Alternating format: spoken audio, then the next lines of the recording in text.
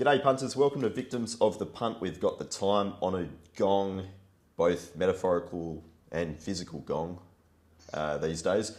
And we've got Mark Shean and Mark Rhoden to help us find a few winners on the card. Mark Shean, you're heading to Kembla Grange this Saturday. What are you expecting in terms of the track and also the weather conditions? Yeah, well, the weather's a bit up in the air. Some rain is forecast, but I think they're saying it's going to be later in the day. So, fingers crossed it might lob after the meeting, but we're not too sure. But there does look to be a band coming through there at some stage today. I think they've upgraded to a 4 this morning, so hopefully they don't get too much more. So, bit of a question mark. Sometimes when it gets wet there, the inside's not the place to be. So, I think we'll just have to monitor the early races and how the weather pans out. For sure. Mark Rhoden, you won't be, you'll have a rare day off for yourself tomorrow, so I won't be able to ask you next week where were you when the gong was hit before the feature race. As a matter of fact, I'll be up in Echuca on the Murray River. It's my wife's birthday, so we're just going away for a couple of days. So yeah, I'm going to be punt-wise in the lap of the gods. I'm going to have a few bets, hope the weather doesn't change too much, and see how we go. You'd be stress-free anyway. Probably not the best way to approach your punting, but it'll be stress-free anyway. Exactly right. That makes two of us as well. I'll be at a wedding, so I won't be there at Railway Stakes Day for the big race at Ascot, but better things sometimes.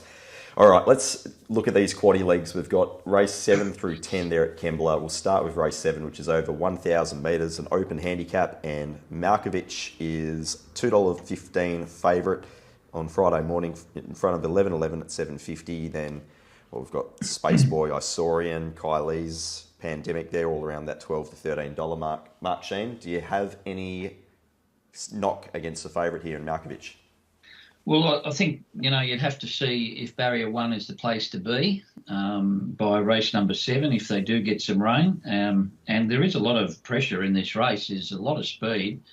Malkovich is probably going to have to kick up on the inside and hold them out, but he's got Spaceboy, Marway, Starboy, Lashes. They're all sort of last start leaders. So he might get a bit of pressure up front here. I just think probably that price is a bit skinny for me, $2.15. Look, when I first looked at the field, I said, oh, this looks hard to beat, looks immoral. But the more I've gone into it, at the price, I don't know if I could butter up. I thought Kylie's wasn't a bad win last time out in Brisbane, and it looks to get a lovely run just off the speed here and does like a bit of cut out of the track. So I'm going to play her way just with all that pace in the race. So probably on an each way basis, 6 Kylie's. Look, he might win Malkovich, but just a bit skinny for me. Okay. Mark Rhoden, obviously you won't be monitoring the day. So what are you doing with this race? Are you just basically pricing Malkovich and then trying to find a bet around him? Yeah, he's too short for me too. That said, I've got him. You just can't get away from him as your top pick in the race. He's a very fast horse. His figures are fantastic. And he's got McDonald on board who, in these high-pressure races, having the best jockey can often be an even bigger plus than normal because, if the likes of Spaceboy and those other horses Mark mentioned really want to light it up early, perhaps McDonald can make a decision to either let them go or weigh up whether it's a better option to hold them out. But, look, I think he's clearly the one to beat. I'd rather about 6 to 4, to be honest, a bet. Look, I'm not desperate. I think it'll be him or nothing. See what they're betting in the morning. I'll probably let the race go, but the two I thought that might get the pace to suit with Kylie, who's probably going to be, she's led in the past, but she sat off them first up in Brisbane, and I think that'll obviously be the play here. If she can sit midfield, she's nicely weighted. Could get over the top of them. It's a nice price, and 11:11 will be suited by a high pressure race. But $7 is, I'd rather, to be honest, I'd rather take $2.10 Malkovich than $7 11:11. So look, it's probably a no bet race for me at this stage. Malkovich, if they bet a price, I'll back, and Kylie's the best at double figure odds. Yeah. Okay. Race 8 on the card is over a mile. It is the Gong worth $1 million. It's a nice piece of silverware. Count to Rupee's favourite at $3.90 from a tissue at $6.50. I Am Superman's $8.50. Aramayo's $9. Rich Hips is $13, and then Nudge and Dawn Passage $19. Mark Shean, Count to Rupee. That was one of the horses you were with first up. It's pretty much flying this prep. Yeah, he is. He's won 3 out of 4 at Kembla, but he is creeping up a little bit in the weights now with that second in the Eagle. His last 2 runs have been at the set weights. Of course, he was luckless in the Silver Eagle and seemed to have every chance in the Golden Eagle.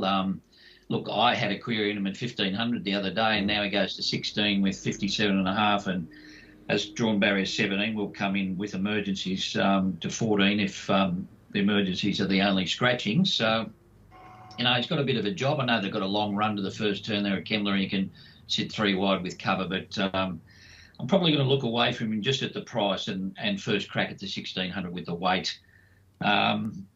Look, I think it's a tough race. I think Nudge can improve. I don't think that race was run to suit the other day.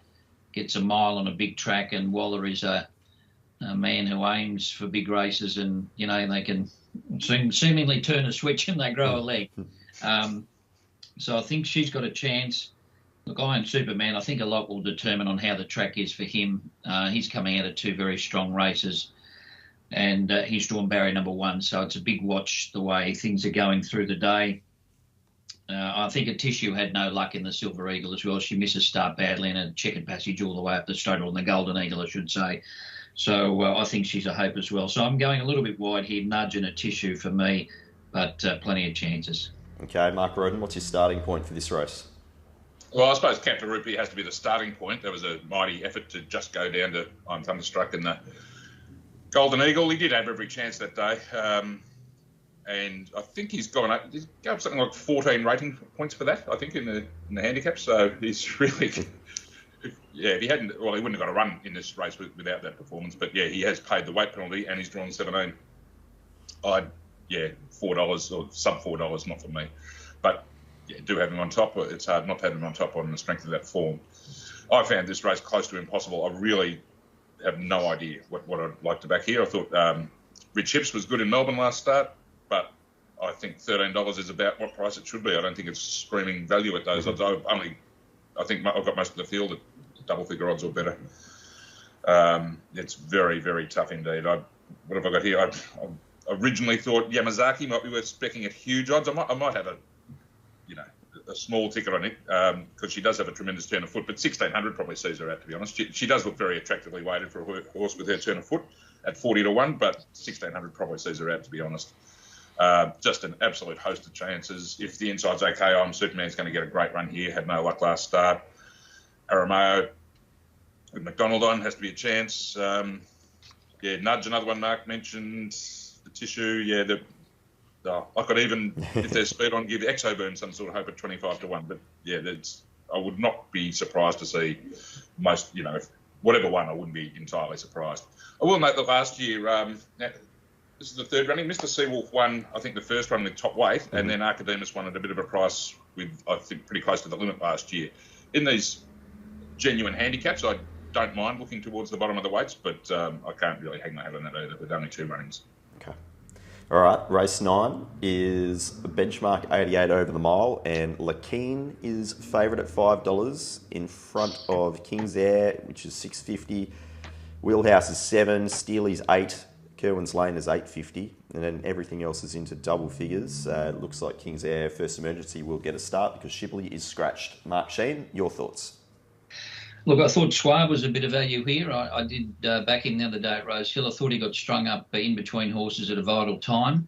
I think he's looking for 1,600 metres. He doesn't want a worsening of the track, though. I think he's better around that 4 to 5 mark. If it gets a little bit worse than that, I'd probably put the line through him. I think he's a bit of value. I think, as I said, I think he'll lap up 1,600 at Kembla.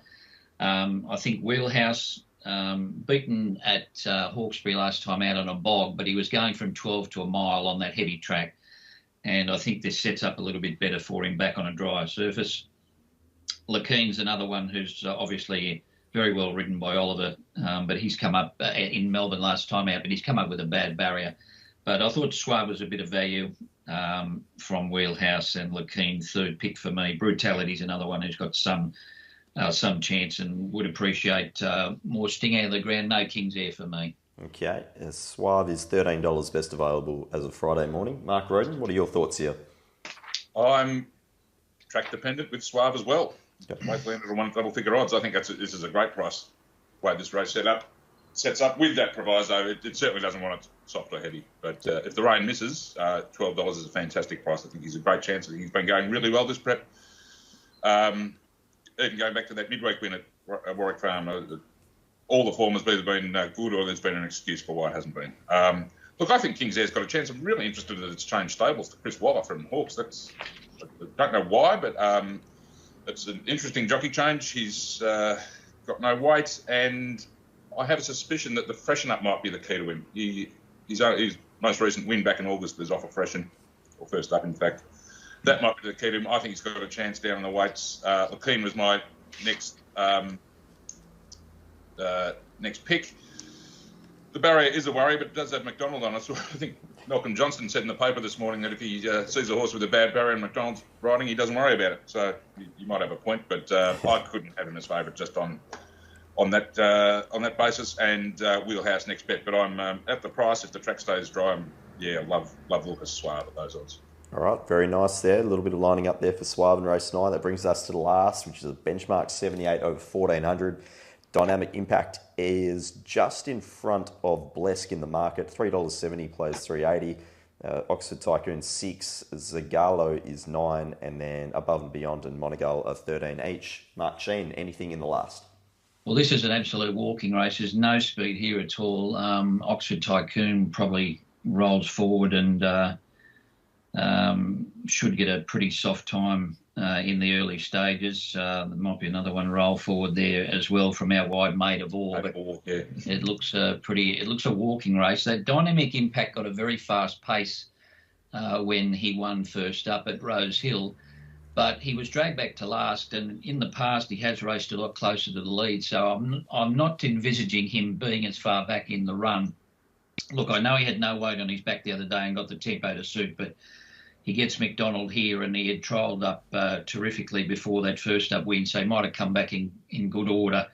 So I think he'll be in front of Blesk in the run, who does look one of his main dangers, and I think for that reason I'd rather be on Dynamic Impact.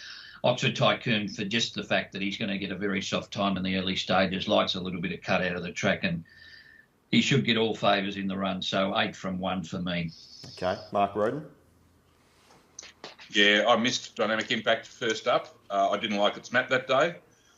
And, yeah, admittedly, it did get a very hot speed that day, but coming from last wasn't the place to be at Rose Hill that day. It was the win of a very good horse, I thought.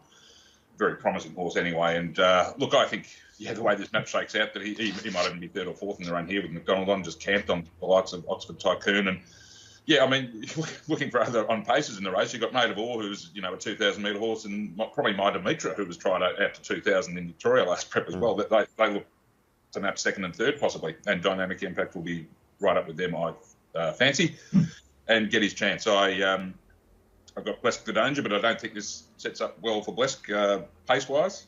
He's obviously going really well, but I think Dynamic Impact will be far better suited, and Oxford Tycoon on the map is the third pick, and then on double figure odds the rest. I'm pretty keen on Dynamic Impact though, with the proviso I don't think he wants it slow to heavy either, probably, but if the track's still okay by race 10, I think he's a very good pick. Okay, that does bring us to the end, so I'll get your best players on the card. Mark Shean.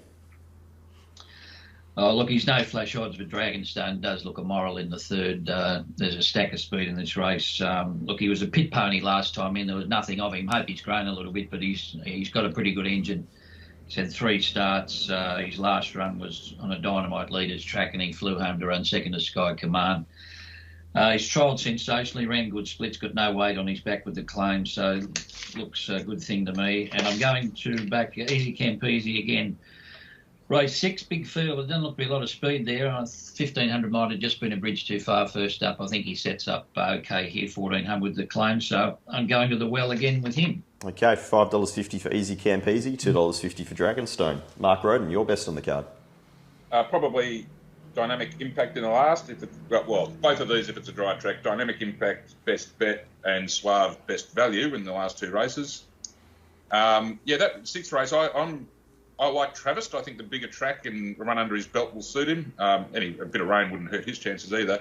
But I'd definitely be saving on Easy Campese. I think those two seem to stand out a bit in that race to me, to be honest. All right, perfect. Thanks very much for your time to the both of you. Mark Rhoden, have a great time taking a few days off there with the wife. And Mark Shean, we'll catch up with you next week. We've got Rose Hills Festival Stakes, the Group 3 there to keep us company for the remainder of this next couple of weeks as we head in towards Christmas.